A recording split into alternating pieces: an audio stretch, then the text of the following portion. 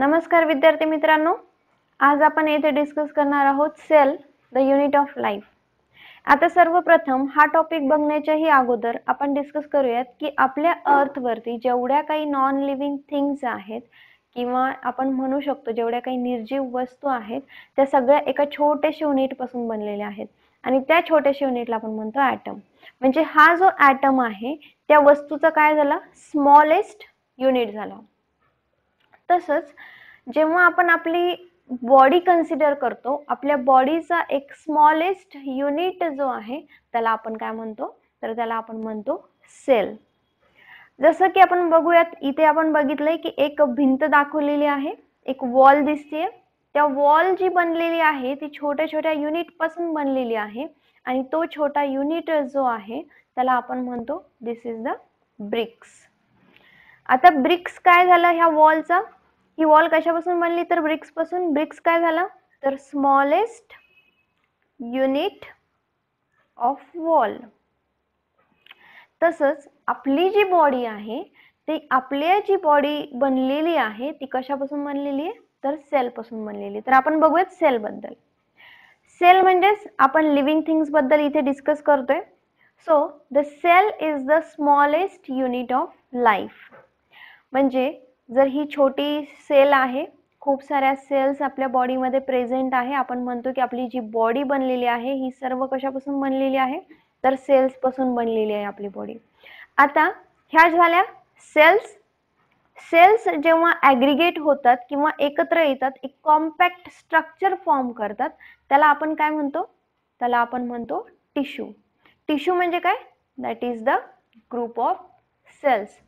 आता हा टिश्यू बनलाय, असे नंबर ऑफ टिश्यूज, खूप सारे टिश्यूज एकत्र येतात म्हणजे हा टिश्यूचा एक ग्रुप झाला, हा टिश्यूचा एक ग्रुप झाला।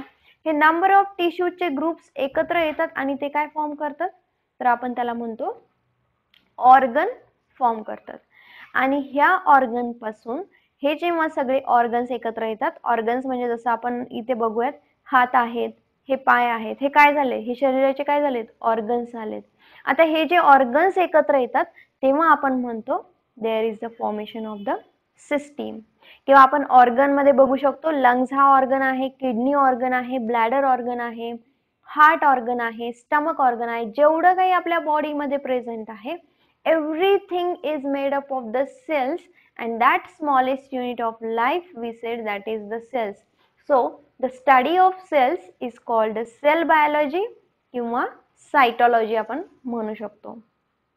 आता बघूयात की सेलची डिस्कवरी एक्झॅक्टली कुठे झालेली आहे किंवा आता ह्या जो स्मॉलेस्ट युनिट आहे बॉडीचा त्याला सेलच का म्हणायचं, तर सेल हा वर्ड जो आहे तो लॅटिन वर्ड आहे आणि लॅटिन मध्ये सेलचा मीनिंग काय होतो तर सेलचा मीनिंग लॅटिन मध्ये होतो स्मॉलेस्ट रूम आणि म्हणून आपण त्याला म्हणतो सेल।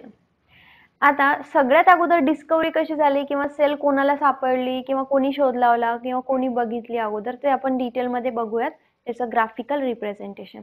आता बघूयात इयर 1590 मध्ये 1519 मध्ये सायंटिस्ट होता जॅकॅरियस जॉन्सन।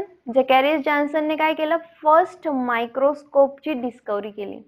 फर्स्ट मायक्रोस्कोप, आता मायक्रोस्कोप तुम्हाला माहिती आहे, मायक्रोस्कोप म्हणजे काय तर एखादी छोटी गोष्ट आहे, ती छोटी गोष्ट आपण बघू शकत नाही आपल्या डोळ्यांनी, तेव्हा आपण त्याला काय करतोय एका भिंगामधून बघतोय, तर त्याला आपण म्हणतो मायक्रोस्कोप। म्हणजे मायक्रोस्कोप कडे काय आहे तर मॅग्निफिकेशनची पॉवर आहे, एखादी गोष्ट झूम आउट मोठी करण्याची पॉवर जी आहे ती मायक्रोस्कोप कडे आहे।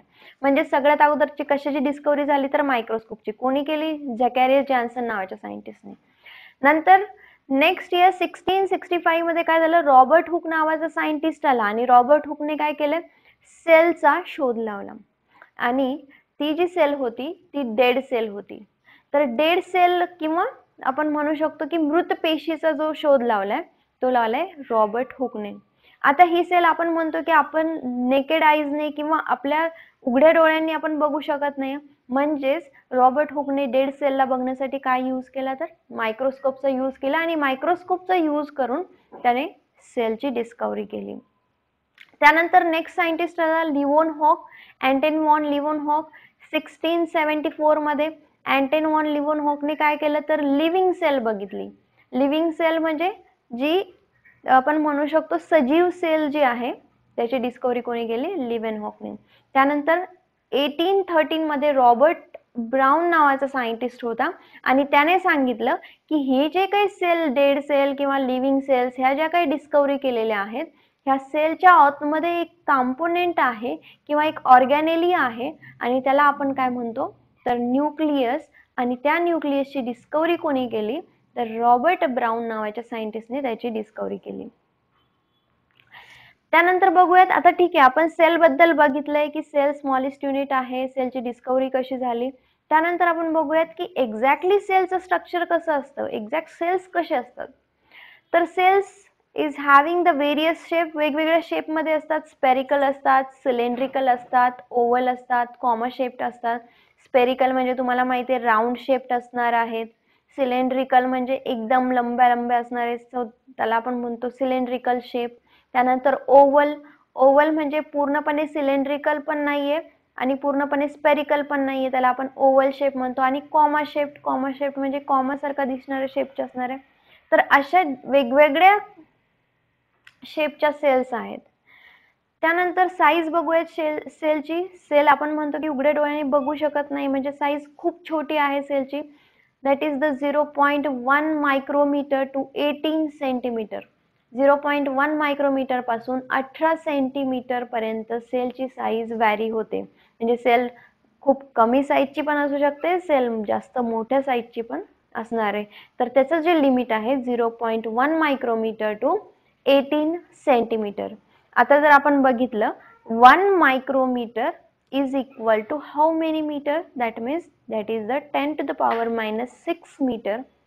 आणि मग बघूयात की स्मॉलेस्ट सेल कोणती आहे तर मायकोप्लाझ्मा ही जी आहे ती काय स्मॉलेस्ट सेल का, कारण की ह्याची साईज जी आहे ती सगळ्यात कमी आहे. सगळ्यात कमी म्हणजे 0.1 मायक्रोमीटर साईज कशाची आहे तर मायकोप्लाझ्माची.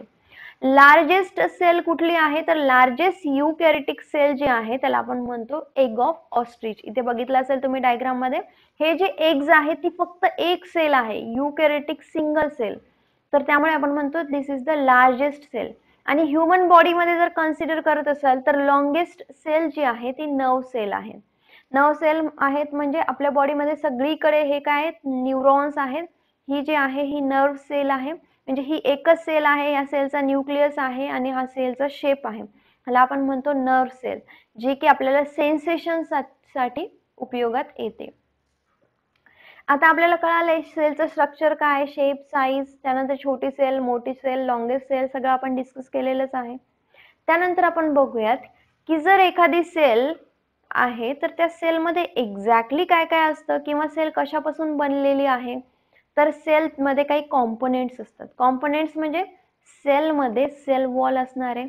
सेल वॉल म्हणजे हा जो आउटर स्ट्रक्चर आहे, सगळ्यात आउटर किंवा सर्वात वरचा जो भाग आहे जो एक्सटर्नल एन्व्हायरमेंटच्या कॉन्टॅक्ट मध्ये येणार आहे त्याला आपण म्हणतो हा काय झाला सेल वॉल झाला.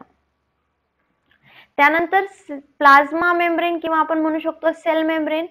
सेल वॉल नंतर जी इनर साइडला प्रेझेंट असणार आहे ही इनर साइडची एक लेअर प्रेझेंट आहे त्याला आपण म्हणतो सेल मेम्ब्रेन किंवा आपण म्हणू शकतो प्लाझ्मा मेम्ब्रेन. त्यानंतर सायटोप्लाझम. सायटोप्लाझम म्हणजे ह्या प्लाझ्मा मेम्ब्रेनच्या आतमध्ये जेवढं काही ॲक्वियस फ्लुइड आहे किंवा जे काही प्रेझेंट आहे त्याला आपण म्हणतो सायटोप्लाझम. आणि ह्या सायटोप्लाझम मध्ये छोटे छोटे ऑर्गॅनेलिज प्रेझेंट आहे त्याला आपण म्हणतो cell organelles which is present into the cytoplasm. जसं की मी मगाशी म्हटले होते की न्यूक्लियसची डिस्कवरी केली होती, तर न्यूक्लियस काय झाला सेल मधला ऑर्गॅनेली झाला. तर आपण वन बाय वन डिस्कस करूया. सेल वॉल काय आहे, प्लाझ्मा मेम्ब्रेन काय आहे, सायटोप्लाझम काय आहे किंवा सेल ऑर्गॅनेलिज काय. सेल कॉम्पोनेंट मध्ये आपण बघतोय first cell wall. Cell wall म्हणजे जे की आपण आताच डिस्कस केलंय की outer most wall of the cell, सगळ्यात आउटर मोस्ट वॉल जी डायरेक्टली एन्व्हायरमेंटच्या कॉन्टॅक्ट मध्ये येणार आहे त्याला आपण म्हणतो सेल वॉल. आणि ही सेल वॉल जी आहे ती मोस्टली प्लांट सेल मध्ये प्रेझेंट असते. मोस्टली म्हणजे ती बॅक्टेरियल सेलमध्येही प्रेझेंट असणार आहे, ती फंगसमध्येही प्रेझेंट असणार आहे, but that cell wall is not present in to the human cell किंवा ॲनिमल सेल. म्हणजे आपण म्हणू शकतो की ॲनिमल सेलमध्ये सेल वॉल जी आहे ती काय अब्सेंट आहे. So cell wall absent in the animal cell, पण प्लांट सेलमध्ये सेल वॉल प्रेझेंट आहे. सेल वॉल आता कशापासून बनलेली आहे, तर सेल वॉल जी आहे ती नॉन लिव्हिंग थिंग्स पासून बनलेली. आता नॉन लिव्हिंग थिंग्स म्हणजे काय, प्लास्टिक पासून बनलेली का, नाही. नॉन लिव्हिंग थिंग्स म्हणजे आपण म्हणतोय की जे काही डेड मॅटर आहे त्यापासून जी बनलेली आहे ती नॉन लिव्हिंग सेल पासून सेल वॉल बनलेली आहे. त्यानंतर नेक्स्ट पॉइंट आहे, it is freely permeable. Permeable म्हणजे काय की बाहेरचे कॉम्पोनेंट्स आतमध्ये जाऊ शकतात, आतले कॉम्पोनेंट्स बाहेर जाऊ शकतात, त्यामुळे आपण म्हणू शकतो ती फ्रीली परमिएबल आहे. इथे कुठल्याही प्रकारचे बॅरियर सेलला येत नाही. आता फ्रीली परमिएबल कोणाकोणासाठी आहेत, तर जेवढे काही स्मॉल सबस्टन्स आहे, जसं की काही अमायनो ऍसिड्स आहे, जसं की काही सोल्यूट लाईक ग्लुकोज मॉलिक्युल्स आहेत, जसं की वॉटर मॉलिक्यूल आहेत, हे सगळे काय होऊ शकतात, सेलच्या आतमध्ये जाऊ शकतात, सेलच्या बाहेरही येऊ शकतात थ्रू सेल वॉल. त्यामुळे आपण म्हणतो इट इज फ्रीली परमिएबल. मग सेल वॉल का प्रेझेंट आहे, त्यांचं एक्झॅक्टली फंक्शन काय आहे सेल वॉलचं, तर cell wall gives a shape and support to the cell. ह्या सेलला स्ट्रक्चर देण्यासाठी, शेप देण्यासाठी कोण प्रेझेंट आहे, तर सेल वॉल प्रेझेंट आहे. त्यानंतर एक्सटर्नल शॉक किंवा एक्सटर्नल एन्व्हायरमेंटमध्ये जर चेंजेस झाले तर त्याला प्रोटेक्ट करण्यासाठी कोण प्रेझेंट आहे, that is the cell wall. म्हणजे सेल वॉल सपोर्ट देते ते सेलला, शेप बनवते and protects from the external environment. Then cell wall is also having the one activity that we said, that is the osmosis. Osmosis म्हणजे काय, तर osmosis म्हणजे की जिथे मूवमेंट होते वॉटर मॉलिक्युलची किंवा एखाद्या सोल्युशनची जी मूवमेंट आहे आउटर साइड टू इनसाइड किंवा इनसाइड टू आउटर साइड, त्याला आपण म्हणतो ऑस्मोसिस. आणि ही जी ऑस्मोसिस आहे ती कॅरी आउट कोण करतं, तर सेल वॉल. आणि सेल वॉल कुठे प्रेझेंट आहे, सगळ्यात एक्सटर्नल वॉल जी सेलच्या बाहेर प्रेझेंट आहे त्याला आपण म्हणतो सेल वॉल. नेक्स्ट बघूयात सेल कॉम्पोनेंट. सेल कॉम्पोनेंट मध्ये आपण सेकंड पॉइंट बघूयात. जसं सेल वॉल होता तर त्यानंतर आतली लेअर जी आहे प्लाझ्मा मेम्ब्रेन म्हणतो किंवा सेल मेम्ब्रेन म्हणतो. जर मी इथे ड्रॉ करते, हे काय झालं, आपल्या एक्सटर्नल एन्व्हायरमेंटशी कॉन्टॅक्ट मध्ये आलेली सेल वॉल. आणि ह्या सेल वॉलच्या below the cell wall there is the one cell membrane is present और one membrane is present, that we called it as it is the plasma membrane. आता हा जो plasma membrane आहे तो जो आहे तो फर्स्ट डिस्कवर केला होता निकोल्सन आणि सिंगर नावाचे सायंटिस्ट होते आणि त्यांनी त्याला नाव दिलं होतं फ्लुइड मोझाईक मॉडेल. कारण की त्यांनी डिटेलमध्ये सांगितलं होतं की प्लाझ्मा मेम्ब्रेनचं स्ट्रक्चर कसं आहे आणि त्या स्ट्रक्चरला त्यांनी नाव दिलं fluid mosaic model. Plasma membrane जो आहे तो फ्लेक्झिबल आहे, म्हणजे रिजिड नाहीये, फ्लेक्झिबिलिटी आहे. त्यानंतर सिलेक्टिव्हली परमिएबल आहे. सिलेक्टिव्हली परमिएबल म्हणजे काहीच कंपोनेंट आत येऊ शकतात प्लाझ्मा मेम्ब्रेनच्या आणि काहीच कंपोनेंट बाहेर जाऊ शकतात, म्हणजे सिलेक्टिव्ह कंपोनेंट्स आत येतील बाहेर जातील. प्लाझ्मा मेम्ब्रेनकडे आणखी काय ऍक्टिव्हिटी, ऑस्मोसिस करू शकतात. जसं की आपण डिस्कस केलं, ऑस्मोसिस म्हणजे काय की सोल्यूट आतमध्ये येऊ शकतं, बाहेर जाऊ शकतं, तर ती ऑस्मोसिस ऍक्टिव्हिटी आहे. किंवा आपण इथे स्पेसिफिकली आपण जर कन्सिडर करायचं झालं तर सोल्युशन्स जे आत येऊ शकतात बाहेर जाऊ शकतात त्याला आपण म्हणतो ऑस्मोसिस. आणि diffusion that is term related to the gases, म्हणजे गॅसेस जे आहे CO2 बाहेर जाणे, ऑक्सिजन आत येणे, so that process we called it as it is the diffusion process. आता जर दोन्हीमधला डिफरन्स बघायचा झाला की ऑस्मोसिस आणि डिफ्युजन मध्ये नेमकं काय डिफरन्स आहे, तर जेव्हा आपण टर्मिनॉलॉजी डिफ्युजन कन्सिडर करतो तर डिफ्युजन मध्ये आपण सर्व कन्सिडर करतो, म्हणजे गॅसेसची मुवमेंट पण आपण कन्सिडर करणार आहे, दॅट इज ऑल्सो डिफ्युजन.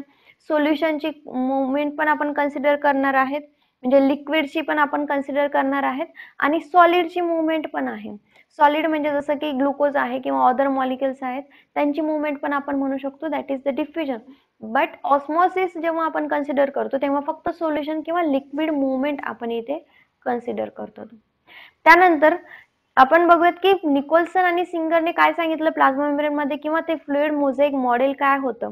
तर आपण हा जर कन्सिडर केला, हा जो आतला पोर्शन आहे ज्याला आपण म्हणतो की प्लाझ्मा मेम्ब्रेन, त्याला मी इथे झूम आउट करते आणि झूम केल्याच्या नंतर तुम्हाला एक स्ट्रक्चर दिसेल आणि ते स्ट्रक्चर असं असेल की त्याने सांगितलंय की प्लाझ्मा मेम्ब्रेन जो आहे तो फॉस्फोलिपिडच्या बायलेअर पासून बनलेला आहे. हे काय झालं, लिपिड झालं फॉस्फोलिपिड. फॉस्फोलिपिड म्हणजे का, कारण की फॉस्फेट ग्रुप प्रेझेंट आहे आणि अशी एक बायलेअर मेम्ब्रेन प्रेझेंट आहे आणि त्यापासून काय बनलेलं आहे तर प्लाझ्मा मेम्ब्रेन बनलेला आहे. म्हणजे आपण म्हणू शकतो की हे जे आहे हे टेल आहे त्या बायलेअर मेम्ब्रेनचे आणि हा हेड आहे आणि दोन्ही साइडने प्रेझेंट आहे म्हणून आपण काय म्हणतो बायलेअर मेम्ब्रेन. तर कशापासून बनलेला आहे बायलेअर, तर फॉस्फोलिपिड्स पासून बनलेला आहे. नेक्स्ट बघूया सायटोप्लाझम. हा सेल वॉल झाला, त्यानंतर हा प्लाझ्मा मेम्ब्रेन झाला, लिपिड बायलेअर फॉस्फोलिपिड पासून बनलेले. निकोल्सन आणि सिंगर नावाच्या सायंटिस्टने फ्लुइड मोझेक मॉडेलने एक्सप्लेन केलेलं आहे. त्यानंतर सायटोप्लाझम बघतोय. सायटोप्लाझम म्हणजे काय की प्लाझ्मा मेम्ब्रेनच्या आतमध्ये जी काही ॲक्वियस स्टेट आहे त्याला आपण म्हणतो सायटोप्लाझम. ह्या ॲक्वियस स्टेट म्हणजे काय की स्टिकी जेली लाईक सबस्टन्स तिथे प्रेझेंट असणार आहे आणि त्या स्टिकी जेली लाईक सबस्टन्सला आपण म्हणतो, हा पूर्ण जो एरिया आहे त्याला आपण म्हणतो सेल सायटोप्लाझम. आता हा सेल सायटोप्लाझम मध्ये एक्झॅक्टली काय प्रेझेंट असतं, जेवढे काही ऑर्गॅनिलीज आहे, ऑर्गॅनिलीज म्हणजे जसं की न्यूक्लियस आहे, जसं की मायटोकॉन्ड्रिया आहे, जसं की गॉल्गी कॉम्प्लेक्स आहे, एंडोप्लाझ्मिक रेटिक्युलम आहे, एव्हरीथिंग की जेवढे काही ऑर्गॅनिलीज आहे ते सगळे कुठे प्रेझेंट आहे तर सायटोप्लाझम मध्ये. सायटोप्लाझम मध्ये नुसतेच ऑर्गॅनिलीज प्रेझेंट नाहीये तर काही रायबोझोम्स प्रेझेंट आहे आणि सायटोप्लाझम मध्ये काही मॉलिक्युल्स स्टोअर केल्या जातात आणि that molecules we can say the molecules like a amino acid, glucose, amino acids, glucose, vitamins, हे सगळे कुठे स्टोअर केल्या जातात तर सायटोप्लाझम मध्ये. आता सायटोप्लाझम हा ॲक्वियस स्टेट मध्येच का असतो किंवा ह्याचा स्टिकी जेली लाईक सबस्टन्स मध्येच का असतो, कारण की जेवढ्या काही ॲक्टिव्हिटीज इथे कॅरी आउट होतात त्या फक्त आणि फक्त जेली लाईक सबस्टन्स किंवा ॲक्वियस स्टेट मध्येच कॅरी आउट होणार आहे. जर इथे ॲक्वियस स्टेट मेंटेन नाही झाली तर इथे त्या कुठल्याही मेटाबॉलिक ॲक्टिव्हिटीज कॅरी आउट होणार नाहीये. त्यामुळे ही always it is in the aqueous state. त्यानंतर नेक्स्ट बघूया सेल ऑर्गॅनिलीज. जसं की मी प्रत्येक वेळी 3 ते 4 माझ्या मागच्या पीपीटी मध्ये मी म्हटलंय सेल ऑर्गॅनिलीज, सेल ऑर्गॅनिलीज. तर एक्झॅक्टली आपण बघूयात की सेल ऑर्गॅनिलीज कुठल्या आहेत आणि कशा आहेत. आता बघा इथे दिसते तुम्हाला, हे जो आहे तो काय झाला, हा प्लाझ्मा मेम्ब्रेन झालेला आहे. हा सेलचा काय झालाय प्लाझ्मा मेम्ब्रेन. बघा हा जो फेंट कलरचा आहे प्लाझ्मा मेम्ब्रेन. प्लाझ्मा मेम्ब्रेन नंतर इथे सगळ्यात महत्वाचा आणि इम्पॉर्टंट पार्ट जो आहे हा झाला, हा जो आहे तो सायटोप्लाझम आहे. सगळ्यात इम्पॉर्टंट आणि महत्वाचा पार्ट जो आहे हा झाला न्यूक्लियस. सेलचा हा जो मिडल ऑरेंज कलरचा पार्ट आहे हा काय झाला न्यूक्लियस. आणि ह्या न्यूक्लियस मध्ये काय न्यूक्लिक ऍसिड प्रेझेंट आहे आणि न्यूक्लिक ऍसिड म्हणजे काय की ज्याला आपण म्हणतो डीएनए अँड आरएनए, आणि हे कुठे प्रेझेंट आहे तर ह्या न्यूक्लियस मध्ये प्रेझेंट आहे. आता न्यूक्लियसला चिटकूनच तुम्ही इथे बघत असाल की हे फोल्डेड स्ट्रक्चर तुम्हाला दिसतंय, दोन्ही साइडने फोल्डिंग स्ट्रक्चर दिसतंय.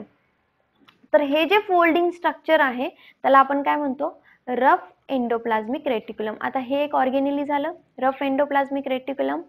So this is the one organelles. हा रफ एंडोप्लाझ्मिक रेटिक्युलमला च्या बाजूला तुम्ही एक बघताय ग्रीन कलरचं स्ट्रक्चर. हे ग्रीन कलरचं स्ट्रक्चर काय झालंय मायटोकॉन्ड्रिया, आणि मायटोकॉन्ड्रियालाच आपण काय म्हणतो एटीपी हाऊस. एटीपी हाऊस म्हणजे एनर्जी हाऊस, जिथे की आपली एनर्जी तयार होते ते कुठे होते मायटोकॉन्ड्रियामध्ये. मायटोकॉन्ड्रिया काय झालंय ऑर्गॅनिली झाला. त्यानंतर लायझोझोम. लायझोझोम वरती पूर्वी एक क्वेश्चन आलेला आहे 2005 मध्ये, लायझोझोम वरती क्वेश्चन आलेला आहे. तर हा इथे लायझोझोम कुठे प्रेझेंट असतो तर सायटोप्लाझम मध्ये प्रेझेंट असतो. आपण नंतर डिस्कस करणारच आहोत डिटेल ह्या सगळ्या ऑर्गॅनिली बद्दल. त्यानंतर इथे जे मी म्हटलं होतं की इथे एंडोप्लाझ्मिक रेटिक्युलम प्रेझेंट आहे, हा एंडोप्लाझ्मिक रेटिक्युलम मध्ये तुम्हाला छोटे छोटे पार्टिकल्स दिसतात, त्या पार्टिकल्सला आपण म्हणतो रायबोझोम्स. म्हणजे जर रायबोझोम्स त्या एंडोप्लाझ्मिक रेटिक्युलम वरती प्रेझेंट आहे तर त्याला आपण म्हणतो रफ एंडोप्लाझ्मिक रेटिक्युलम, आणि जर रायबोझोम्स प्रेझेंट नाहीये त्याच्यावरती त्याला आपण म्हणतो स्मूथ एंडोप्लाझमिक रेटिक्युलम. तर अपार्ट फ्रॉम दिस इथे एक तुम्हाला एक स्ट्रक्चर दिसणारे फोल्डिंग मध्येच आहे, पण त्याला स्पेसिफिक शेप आहे, त्याला आपण म्हणतो गॉल्गी बॉडीज. तर हे सगळे काही ऑर्गॅनेलिज जे आहे, हे सगळे ऑर्गॅनेलिज कुठे प्रेझेंट आहे? सेलमध्ये. आणि ह्या सेल्स पासून काय बनलेलं आहे? तर ऑर्गन बनलेलं आहे. तर डिटेलमध्ये हे सगळे ऑर्गॅनेलिज मी माझ्या नेक्स्ट व्हिडिओमध्ये डिस्कस करणार आहोत. थँक्यू.